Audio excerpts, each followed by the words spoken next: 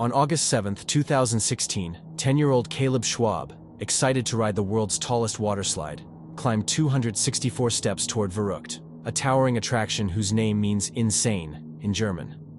Located at Schlitterbahn in Kansas City, Kansas, the slide stood 168 feet tall, even taller than Niagara Falls. It featured a 17-story vertical drop, reaching speeds of up to 68 miles per hour, followed by a 5-story uphill section and a steep final descent.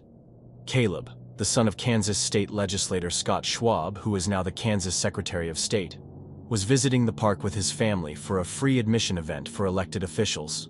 Weighing only 74 pounds, Caleb was seated at the front of the raft, with 2 heavier women seated behind him. This uneven weight distribution contributed to what happened next.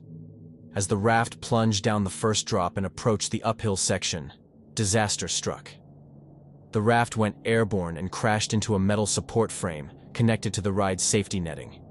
Instead of protecting riders, the poorly designed structure became a deadly hazard. Caleb's head collided with the frame, killing him instantly. The 2 women behind him suffered serious injuries. Lifeguards and staff rushed to the scene, but it was too late. The ride was shut down immediately and an investigation began. It quickly revealed that the ride had major design flaws. The ride's creators, including park owner Jeff Henry and designer John Schooley, were not trained engineers. The water slide was rushed through construction to break a world record, relying on trial and error rather than proper safety testing. In November 2016, Schlitterbahn announced the ride would be torn down. The Schwab family later reached a settlement with the park for $20 million.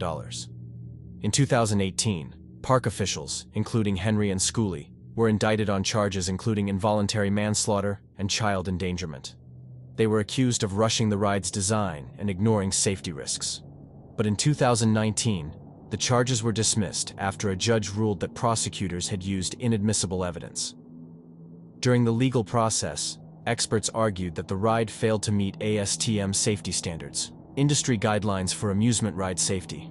However, Kansas law at the time did not require those standards to be followed, leaving gaps in oversight. Caleb's death exposed the dangers of rushing thrill ride construction without proper safety measures, and it led to stricter amusement park regulations in Kansas.